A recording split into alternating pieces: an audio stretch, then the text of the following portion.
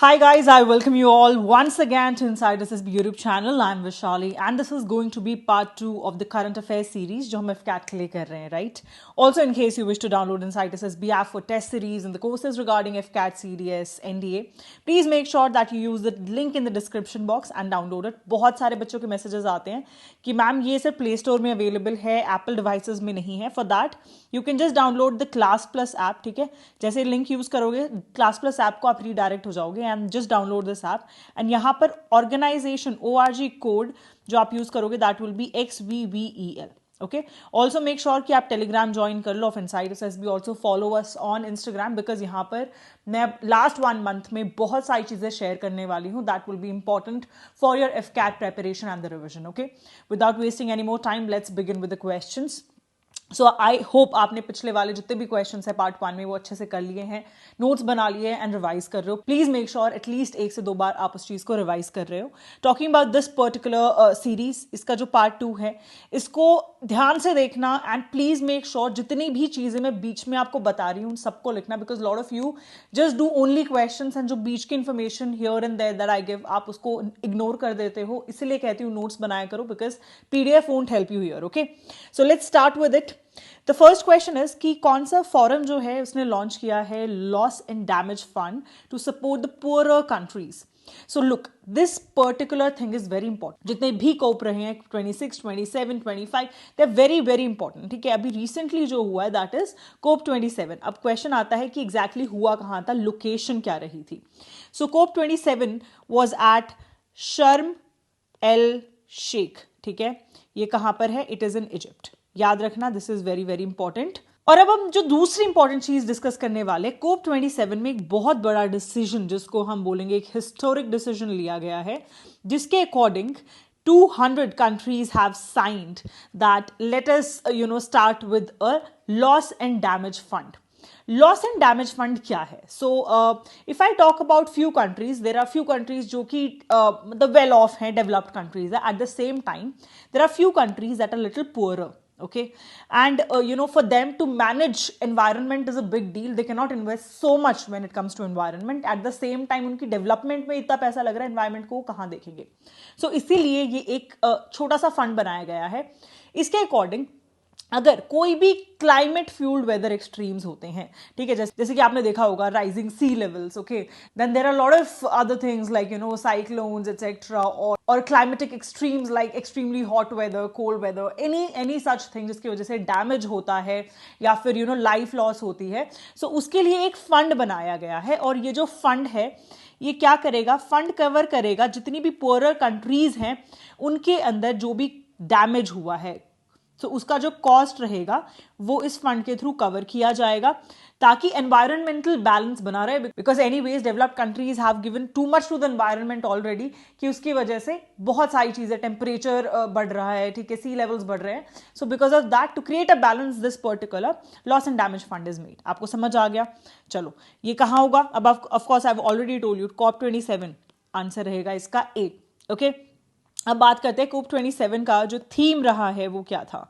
So theme was together for implementation and it will abide with जितने भी हम लोग आप लोगों ने सुने होंगे ना, लाइक पेरिस एग्रीमेंट एटसेट्रा, तो उसको अबाइड करेगा as per to this particular COP 27. So objective रहा है कि स्टेबलाइज करे. देखो, theme is different and objectives are basically different. Okay, objective की अगर हम बात करते हैं दैट इज स्टेबलाइज करना जितनी भी ग्रीन हाउस गैसेज हैं.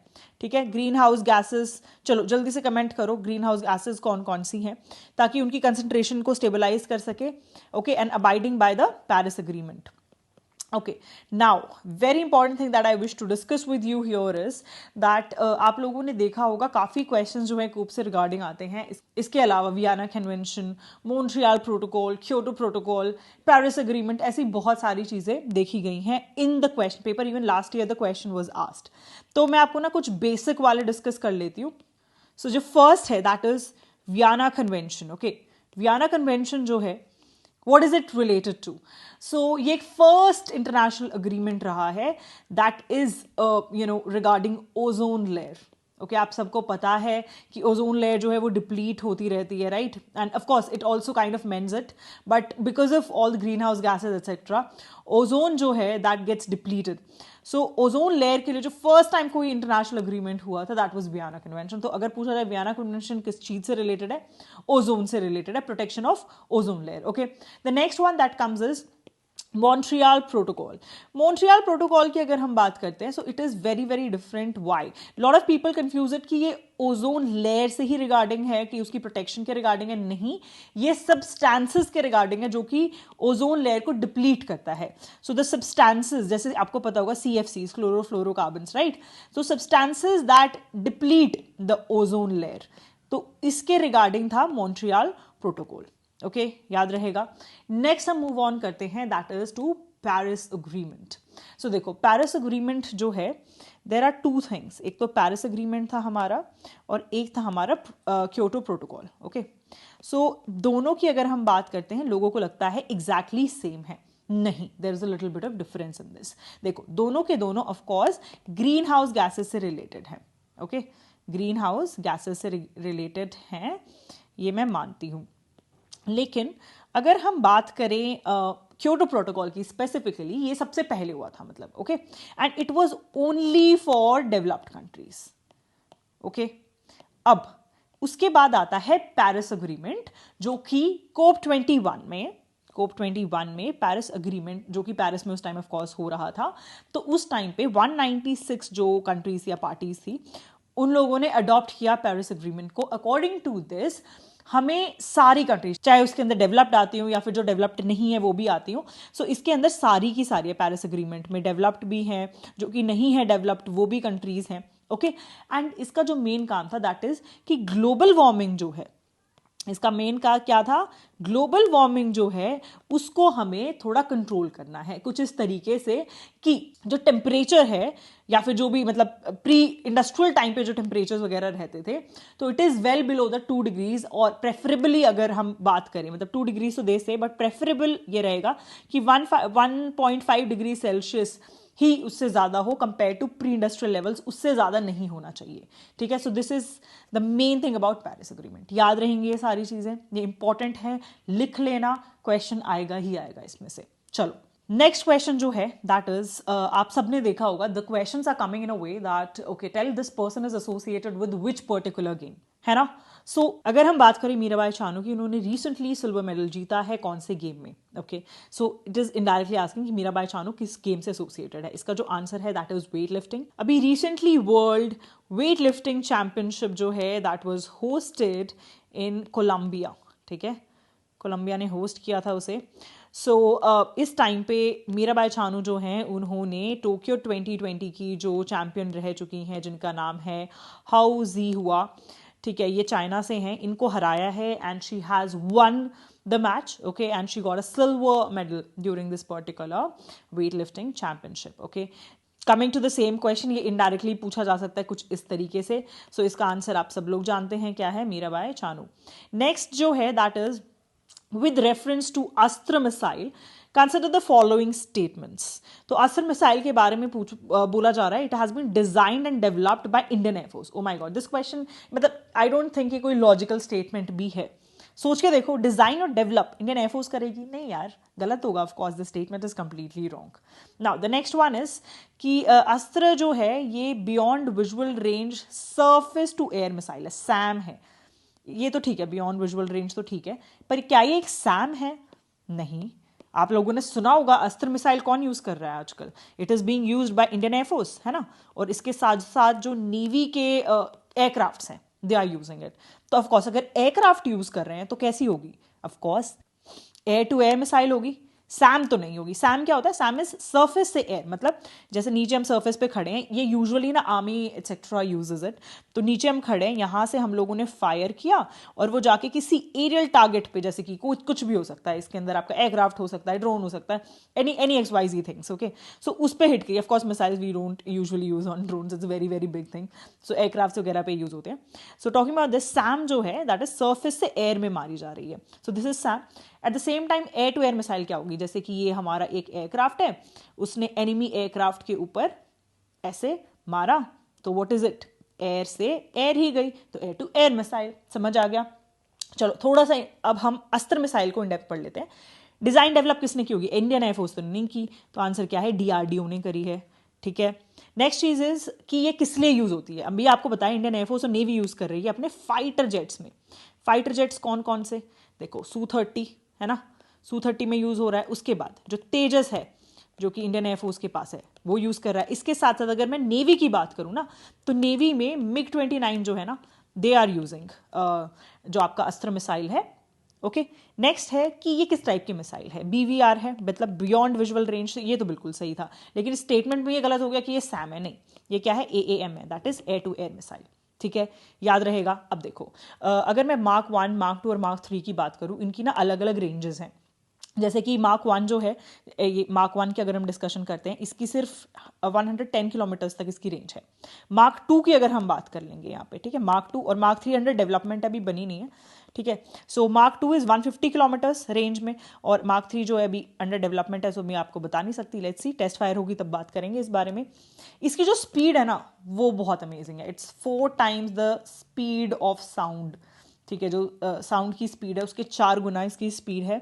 मैक्सिमम एल्टीट्यूड, मतलब अगर मैं इन टोटल देखूं कि ये इस टारगेट पे हिट करिए, ऑफ कोर्स ये ऐसे तो यूजुअली नहीं जाती, प्रोजेक्टाइल मोशन में ही जाती है। जिन्होंने फिजिक्स पढ़ी उन्हें पता होगा।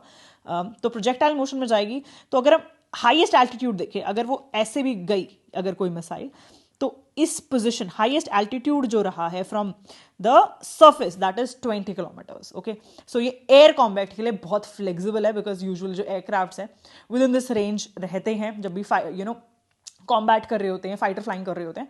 सो during that time they are usually under this range only, so it's very very nice as per to that. अब मैं आपके साथ ना कुछ और भी चीज़ें डिस्कस करना चाहूँगी, दैट इज इसमें से एयर टू एयर मिसाइल कौन सी है। अभी अभी मैंने आपसे डिस्कस किया, इसका आंसर क्या है? अस्त्र मिसाइल है ना। अच्छा, पिछले वाले का तो मैं आपको बताना ही भूल गई, तो इसका आंसर क्या होगा? आंसर हो जाएगा डी, नीदर 1 और 2 है ना, दोनों ही स्टेटमेंट्स गलत थी। चलो नेक्स्ट देख लेते हैं, which of the following is air to air missile. और मुझे ये बताओ तुम्हारी प्रेपरेशन कैसी चल रही है, हाउ यू आर स्टार्टिंग। अपना रेगुलरली रिविजन्स वगैरह कर रहे हो ना, बिकॉज सिर्फ पढ़ने से कुछ नहीं होगा। जब तक रिवाइज नहीं करोगे कुछ भी याद नहीं रहेगा एग्जाम में। तो प्लीज़ रिविजन पे फोकस करो। अभी लास्ट का कुछ 1 महीना रह गया। जितनी रिविजन करोगे उतना बेनिफिट मिलेगा। रिविजन नहीं करोगे पूरा पेपर ऐसा लगेगा कि क्या लिखा हुआ है, कुछ समझ ही नहीं आ रहा, पढ़ा तो था कुछ याद नहीं आ रहा। ओके, सो चलो नेक्स्ट जो है that is air to air missile. So air to air missile जो है अस्त्र मिसाइल है, ये तो मैंने आपको बता दिया। जो और इंपॉर्टेंट चीज़ें मेरे को आपके साथ डिस्कस करनी है दैट इज मैत्री मिसाइल। तो जो मैत्री मिसाइल है ये क्या है? ये एक सैम है, ठीक है, शॉर्ट रेंज जो सैम होती है। रेंज मैंने आपको बताई ना, मतलब कितना दूर तक जा सकती है। इट्स नॉट एल्टीट्यूड, ध्यान देना। एल्टीट्यूड ये होता है, रेंज होता है कितना दूर तक जा सकती है, ठीक है। So that is SAM. तो of course it's surface to air, तो एयर में हिट करेगी ना, तो इससे इसके बीच में जो डिफरेंस रहेगा, डिस्टेंस जो रहेगा, that is known as the total range of this particular missile. तो ये यूजुअली जा सकते हैं, जैसे अगर टारगेट यहाँ से इस पर्टिकुलर लोकेशन जहाँ से मार्क कर रहे हैं वहाँ से 400 किलोमीटर दूर है, 300 किलोमीटर दूर है, तो इस जगह पे जा सकती है। तो एक शॉर्ट रेंज सैम है। Astra missile I have already discussed a lot about it. Nag का प्लीज ध्यान देना, नाग जो है ये एक एंटी टैंक मिसाइल है। क्या है? एंटी टैंक है, ये इंडियन आर्मी के पास है, तो प्लीज इसको मार्क कर लो, ठीक है। नेक्स्ट है निर्भय। निर्भय कैसी है? निर्भय एक सब सोनिक क्रूज मिसाइल है। इसका बस आपको ये याद रखना है कि एक क्रूज मिसाइल है। ओके, इसका जो यूजुअल टारगेट रहता है that's almost up to 1500 kilometres, तो ये चीज़ याद रखना, ठीक है। सो ये निर्भय के बारे में, बस क्रूज मिसाइल है, ये चीज़ याद रखना, इट्स इंपॉर्टेंट। सो ये सब कुछ है मिसाइल के बारे में। Now before moving forward, a big news for all of you guys. I know you guys have been waiting for the crash course like anything. बहुत मैसेज मेरे इवन पर्सनल इंस्टाग्राम पे भी यार मैसेज कर देते हो तुम लोग, इट्स ओके। बट इसमें 4 सब्जेक्ट्स कवर्ड हैं और सबसे इंपॉर्टेंट टॉपिक्स जहाँ से आपको एग्जाम क्वालिफाई, अगर ऐसे होना कि एग्जाम क्वालिफाई नहीं हो रहा है या फिर अपना स्कोर इंक्रीज करना, बिकॉज एडम लॉजिस्टिक्स के लिए अप्लाई किया तो 200+ चाहिए। So if you want to improve और रिवाइज और see what is the most important thing जो लास्ट 1 मंथ में हमें रिवाइज करना चाहिए, you can go for this course. And the best part is you will get live out sessions, you get recorded classes, assignment, test series. और test series का तो मुझे ना बताने की भी जरूरत नहीं है, अभी I will show you, just check it out. Okay, मतलब as it is questions repeat होते हैं टेस्ट सीरीज से। एंड इस क्रैश कोर्स पे ट्रस्ट होने का सिर्फ एक रीजन है, जो भी बच्चे ज्वाइन करते हैं, you can just see this. ये हमारे बैच लास्ट टाइम जो FCAT 2022 क्रैश कोर्स है, exam qualify, exam qualify, exam qualify, exam qualify, this is the condition, people getting 212 marks यार, 200 नंबर आ रहे हैं, ये क्रैश कोर्स वाले बच्चे हैं, ठीक है। एंड सिर्फ एक बार की बात नहीं है, एफकैट 1 2022 का क्रैश कोर्स, एफकैट 2 2021 का crash course. Please see, congrats, 171 marks, इस बार भी कट ऑफ क्लियर हो गया है, got 192 marks, okay. And why am I saying this to you, because mocks जो थे as it is question reasoning में आते हैं, जीके की पीडीएफ जो रिवीजन वाली है वो इतनी ज़्यादा हेल्पफुल है कि पूछो ही मत, इतना प्रिसाइज कंटेंट है, बिकॉज लास्ट के एक महीने में प्रिसीजन चाहिए, अगर ज़्यादा पढ़ोगे तो कुछ याद नहीं रहेगा। And also in case you are looking just for the test series, you can go for this। and ये हमारे FCAT 2 2021 जो batch 2 था उसके बच्चे का, just look at the kind of review this person has given। this person was working, Shireen जो है he was working that time and इतना टाइम नहीं था प्रिपेयर करने के लिए। so as it is test series से as it is questions आए हैं, 4 से 5 question as it is reasoning से आए हैं। जो साइंस की जो वीडियोज डाली थी, बस वो मैंने आई गेस उस टाइम पे उस वाले कोर्स में मुश्किल से 4 से 5 वीडियोज डाली थी। अभी हम लोगों ने 3-4 वीडियोस और ऐड किया, बिकॉज नया कंटेंट ऐड हुआ है as per to the last exam, because of course pattern change हो रहा है। सो उसी में से क्वेश्चंस आए हैं and he was a working aspirant, हर एक चीज नहीं कर पाया था, but still it was so useful that he cleared the examination. So भाई तुम लोगों को भी बहुत हेल्पफुल रहेगा, and because of this reviews you can just go and check our Instagram पे रिव्यूज यार, just go and check, click करना ऊपर, वहाँ पे हो गए CDS का, FCAT का, जितने भी रिव्यूज रहे हैं of the courses, you will get to know why we are the most trusted defence platform. Okay, अब चलते हैं नेक्स्ट क्वेश्चन पे without wasting any more time. अब जो ये क्वेश्चन है इसमें ये पूछ रहे हैं that which is the equipment या टेक्नोलॉजी जो हम लोगों ने इंपोर्ट की है from Israel. Okay, talking about the first statement, S-400 जो यार everybody knows this कि this we have taken from Russia, I don't think we need to even put down anything about it। so ये क्या है, एक surface to air missile है, ये याद रखना है आपको, ठीक है। नेक्स्ट जो है that is Heron MK2। अगर इसकी बात करें, ये एक क्या है, ड्रोन है, ओके, अनमैन्ड एरियल व्हीकल है। सो ये जो है हम लोगों ने कहाँ से खरीदा है, we have bordered from home, we have bordered from Israel, okay. The next is air defence system spider MR जो है, ये किससे लिया है, so this is also from Israel. तो ये दोनों हम लोगों ने इजराइल से लिए हैं, और इसके अलावा जो ऊपर वाला that is from Russia. So please याद रखना आंसर क्या हो जाएगा, C, that is 2 and 3 only, not the first one. Next जो इंपॉर्टेंट चीज़ है दैट इज नोबेल प्राइजेस जो हैं इस बार दिए गए हैं। सो अगर हम बात करें कैरोलिन की, मॉर्टन की और बैरी की, बस ऐसे याद रख लेना, कैरोलिन, मॉर्टन, बैरी, ठीक है। इनको किसके लिए मिला है, इन्हें मिला है केमिस्ट्री के लिए। चलो एक बार अभी सारे ही देख लेते हैं हम लोग इस तरीके से, and this is important for CDS as well as FCAT, okay, please make a note of it. So अगर हम बात करें मेडिसिन की, तो सेवेंटे जो हैं उन्हें मिला है, देखो शक्ल से याद रखने की कोशिश करो, ज़्यादा पिक्चोरियल जो मेमोरी होती है वो ज़्यादा स्टेबल रहती है यूजुअली। सो सेवेंटे जो हैं, ठीक है, सेवेंटे पैबो, इनको मिला है मेडिसिन के लिए। केमिस्ट्री कैरोलिन, मॉर्टन, बैरी, ठीक है, कैरोलिन, मॉर्टन, बैरी जो हैं उन्हें केमिस्ट्री के लिए मिला है। फिजिक्स की अगर हम बात करें, सो इसका आप ऐसे याद रख सकते हैं कि जो जॉन एंटन है वो एक एलियन है, ठीक है, जॉन एंटन एलियन, ओके। सो इस तरीके से याद रख लेना। नेक्स्ट जो है पीस, सो पीस जो है ये एलिस बियाल्स्की जो हैं उनको मिला है, okay, and this name is quite Russian या फिर यूक्रेनियन साइड का। सो इस तरीके से याद रख लेना कि जो नाम थोड़ा सा ऐसा साउंड करेगा, तो that is going to be the piece. Economic sciences की अगर हम बात करें, सो इकोनॉमिक्स में मिला है बेन और फिलिप जो है वो दोगले हैं, इस तरीके से याद रख लेना, बेन फिलिप दोगले, ओके। सो बेन फिलिप डॉगलास जो हैं उनको मिला है इकोनॉमिक साइंसेस के लिए, एंड एनी एडनॉक्स जो हैं इन्हें मिला है लिटरेचर के लिए, ओके। प्लीज 2-3 बार इसको रिवाइज कर लेना, दिमाग में बैठ जाएंगे ये नाम, it's not a difficult thing to do, it's only upon revision. अगर आपको याद नहीं होता है तो रिवाइज अच्छे से करो, that's it. Coming to the next question, finals में जो विजय हजारे ट्रॉफी है उसके लिए सौराष्ट्र जो है उसने हराया है महाराष्ट्र को कितनी विकेट से, तो इसका जो आंसर है दैट इज 5 विकेट से हराया है। विजय हजारे ट्रॉफी जो है अगर बात करें तो सबसे ज्यादा बार जीती है तमिलनाडु ने, 5 टाइम्स जीत चुके हैं। और विजय हजारे ट्रॉफी को ना रणजी वनडे भी बोला जाता है, Ranji trophy is different, okay, don't confuse किए रणजी, नहीं, रणजी वनडे ट्रॉफी भी बोला जाता है विजय हजारे ट्रॉफी को, ठीक है।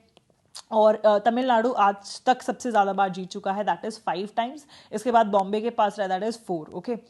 अब मेरा आपसे एक क्वेश्चन है कि जो रणजी ट्रॉफी है वो मैक्सिमम टाइम कौन जीता है आज तक, ठीक है, मैक्सिमम टाइम मुंबई है या फिर कर्नाटका है, कौन है मैक्सिमम टाइम कौन जीता है रणजी ट्रॉफी? जल्दी से नीचे कमेंट सेक्शन में डालो answer. Okay, coming to the next one, that is कौन सी स्टेट गवर्नमेंट जो है उसने इंप्लीमेंट किया है Panchayat extension to schedule areas act, that is PESA. पैसा क्या है? That is Panchayat extension to schedule areas in the state, मतलब कौन से स्टेट में इन्होंने किया है। सो अगर इसकी बात करें, आंसर इसका है मध्य प्रदेश। एम क्या है, मतलब व्हाट इज दिस पैसा एक्चुअली? इसका मेन जो काम है दैट इज प्रिजर्व करना, जो भी ट्राइबल पॉपुलेशन है उसको मतलब सेव करना फ्रॉम एनी एक्सप्लॉयटेशन, ठीक है। और इसको कैसे किया जाता है? बाय इन्वॉल्वमेंट ऑफ ग्राम सभा, ठीक है। ग्राम सभा जो है उनको कुछ स्पेशल पावर्स दी जाती हैं, okay, in the schedule areas जो कि स्पेसिफाई किए गए हैं, उनको स्पेशल पावर दी जाती हैं ताकि वो मैनेज कर सके रिसोर्सेज को, जितने भी नेचुरल रिसोर्सेज हैं उन्हें भी, और जितनी भी ट्राइबल पॉपुलेशन है उसका ध्यान रख सके, ठीक है, याद रहेगा। और ये जो पैसा एक्ट है ये इनैक्ट किया था, ठीक है, इनैक्ट किया था बाय पार्लियामेंट इन 1996, याद रखना, ठीक है, 1996 में इनैक्ट किया था। Coming to the next one, that is कौन सी कंट्री की नेवी जो है उसने फॉर्मली कमीशन किया है INS सिंधुवीर सबमरीन को? अब ये बहुत बहुत इंपॉर्टेंट क्वेश्चन है, CDS परस्पेक्टिव से भी और उसके साथ साथ FCAT के लिए भी, NDA के लिए भी बहुत इंपॉर्टेंट है, ध्यान देना। INS सिंधुवीर सबमरीन जो है वो कमीशन की गई है, मतलब हम लोगों ने ये दी है म्यांमार नेवी को, ठीक है। ये जो सिंधुवीर सबमरीन है ये रूबिन जो हैं उन्होंने डिज़ाइन किया है, रूबिन डिज़ाइन ब्यूरो, ये इनके बिल्डर रहे हैं। और इसकी जो रीफिटिंग की गई है बाय हिंदुस्तान शिपयार्ड्स, ठीक है। ये हमारी कंट्री जो है उन्होंने दी है म्यांमार को, याद रखना। और जो म्यांमार जो है उसने सिंधुवीर सबमरीन का नाम चेंज करके अपने एक heroic somebody from Myanmar only उन पे रखा है। इसका अब जो नया नाम रखा है दैट इज UMS मिंगे थेंकाटू, ठीक है, ये याद रखना है आपको, this is important information. Moving on to the next question, that is what is the name of India's first privately developed rocket? So इसका जो आंसर है that is Vikram S, very very important. ये जो है बिल्ड किया गया है, rocket जो है ये लिफ्ट किया गया है ऑन 18 नवंबर 2022 एट 11 AM, याद रखना, फ्रॉम श्रीहरिकोटा, ठीक है, launch pad of ISRO. Launch site क्या रही है? सतीश धवन स्पेस सेंटर, ठीक है, ये इंपॉर्टेंट इंफॉर्मेशन है। और हाँ sorry, I was talking about कि बिल्ड किसने किया है ना, डेवलपमेंट जो की है इसकी that is by Skyroot Aerospace, ठीक है, उसने इसे डेवलप किया। अब क्वेश्चन ये है कि आप आई गेस स्काई रूट जो एरोस्पेस हैं उनके ओनर को तो जानते ही होंगे, पवन चंद्र। ये एक्स IIT मतलब एल्यूमिनस हैं IIT खड़गपुर के, और इनको फोर्ब्स अंडर 30 एशिया के अंदर इनका नाम भी आया। It's a big big deal.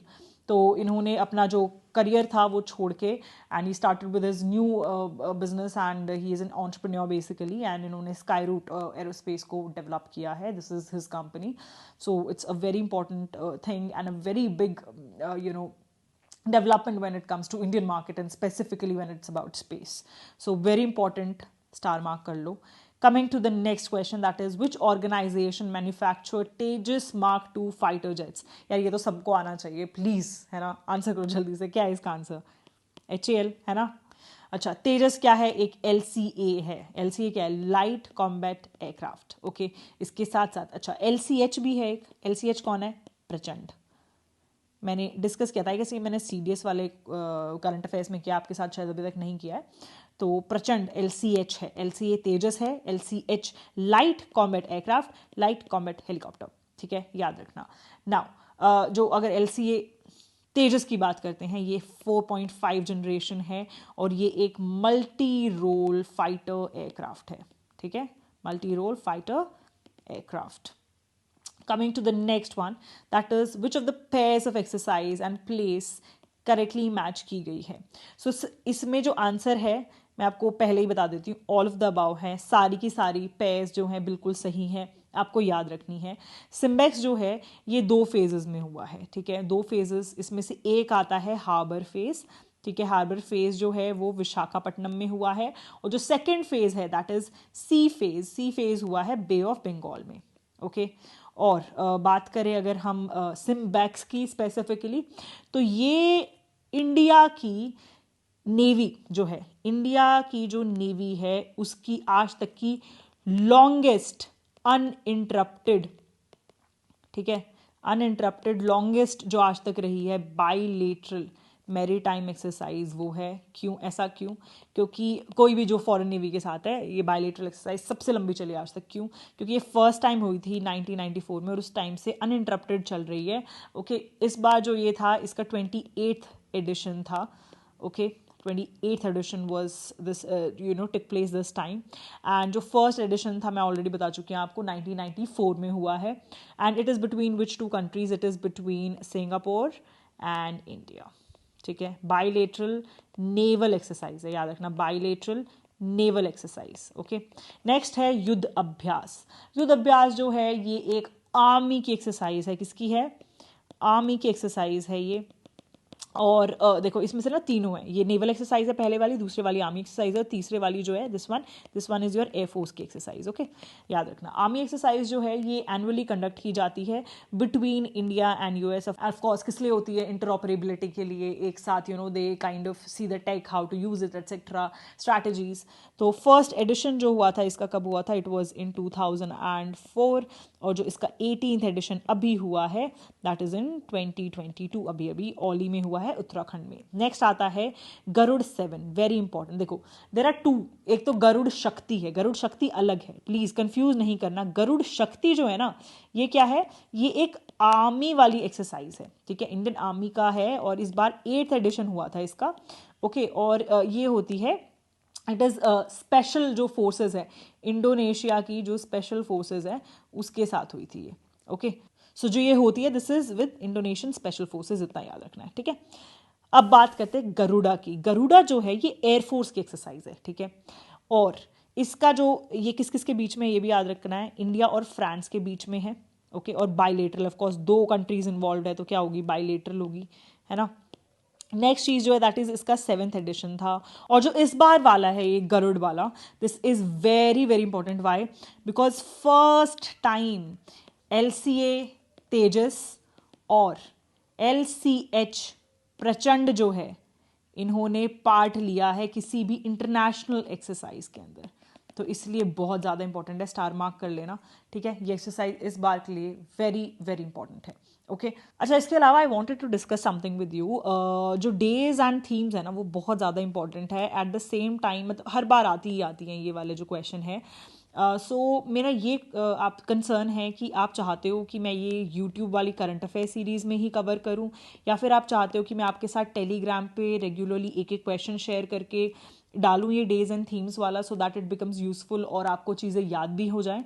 तो आप बताना आपके लिए कौन सी चीज़ ज़्यादा कन्वीनियंट है। मैं देखूंगी जिस चीज़ का आप मैक्सिमम पोल करते हो कि मैम आप उसको टेलीग्राम पे डाल दो, इंस्टाग्राम पे डाल दो रेगुलरली, या फिर मतलब यूट्यूब पे आप हर वीडियो के अंदर डालो। तो आप जैसे भी बोलोगे मैं कर लूँगी, but please days and themes अच्छे से कर लेना, क्योंकि एक क्वेश्चन तो आना ही आना है, 100% आना है, तो क्यों ना उस चीज़ को करें हम अच्छे से, है ना। So please let me know. And with this I end this particular part. All the very best. Keep working smart और जल्दी part 3 भी आ जाएगा, और इसके साथ साथ अब आपके स्टार्ट होने वाले हैं लास्ट मिनट रिविजन वीडियोस.